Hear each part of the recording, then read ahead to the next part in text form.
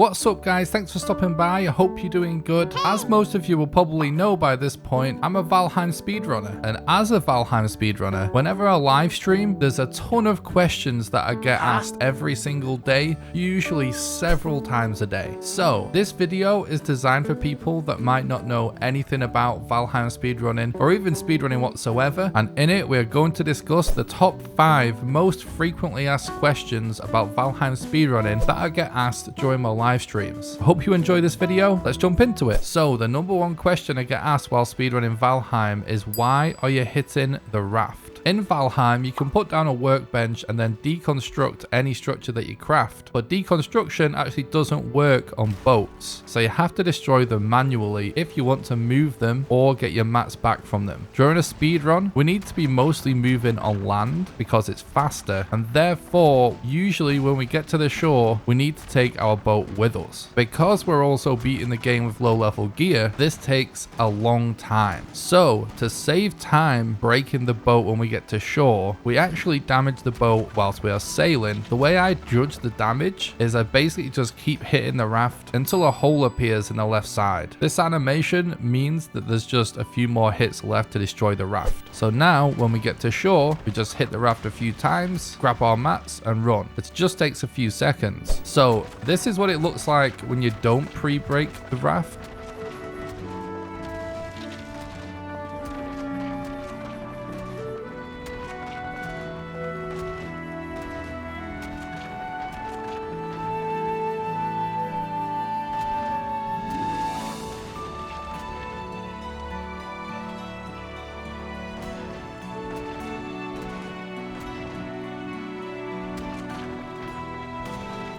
And this is what it looks like when you do pre-break the raft. So as you can see, it's actually quite a substantial amount of time, and you don't do this just one time. This time loss here breaking the boat applies every single time you need to get to shore, which can potentially add up to several minutes of time loss in a speedrun. Number 2, why are you not using the eikthyr ability? First of all, the answer to this question is we do use the eikthyr ability, but we save it. The eikthyr ability is used in one of the most important strats in the speedrun. This is when we want to explore a mountain, and what we do is we put a bed down, set our spawn, and we kill ourselves to place a tombstone by the edge of the mountain. Then when we respawn, we use eikthyr, grab the tombstone so it triggers corpse run, and then start sprinting up the hill and spamming jump if we need to if it's a steeper hill. This allows us to stack both the corpse run buff and eikthyr, both of which have stamina reduction for running and for jumping, and together we can scale a mountain very quickly, which is essential in order to explore the mountain to look for a modder rune before you die to the cold or any other fun mountain problems.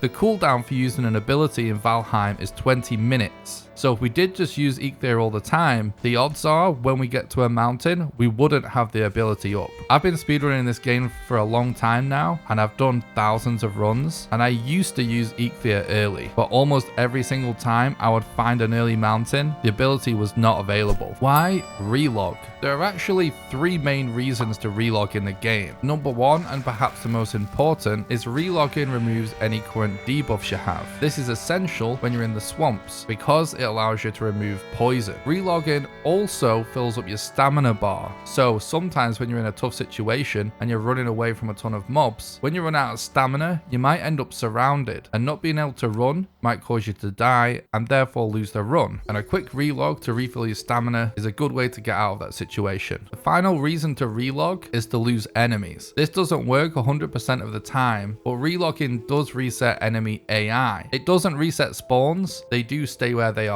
It's just they won't be aggroed when you log back in. If you are within the aggro range when you relog, they may re-aggro unless they happen to walk off in a direction where they lose line of sight, and that is what you're hoping for. This is not super effective with all enemies, but it is particularly useful with a Desquito because they have a high movement speed, and so when they do change direction when you relog, there's a larger chance of you being out of its aggro range. Number 4, do all speedrunners play on the same seed? The simple answer to this is no, but also kinda yes. So most speedruns that people like to watch and play are random seed speedruns. For this, runners do not play on the same seed. They are specifically competing for the fastest time to beat the game with a random seed. More on this in a second. But there are several speedrun categories on speedrun.com that involve playing on a set seed. This does not mean every runner has to play on the same seed, however. It just means that runners can play on whatever seed they want with a goal of playing on the fastest possible seed. This does lead to all the top runs being done on the same seed, but when a faster seed is discovered, the top runners will then change to that new seed. And anyone who finds the faster seed, so long as they beat the current time, are free to go claim record and therefore share that new seed with the rest of the speedrun community. Number 5. What does NGRSG stand for? NGRSG stands for New Game Random Seed Glitchless, and these are subcategories which form different categories of speedrun on speedrun.com. The main category I run, and the most popular one to watch, is New Game Random Seed Glitchless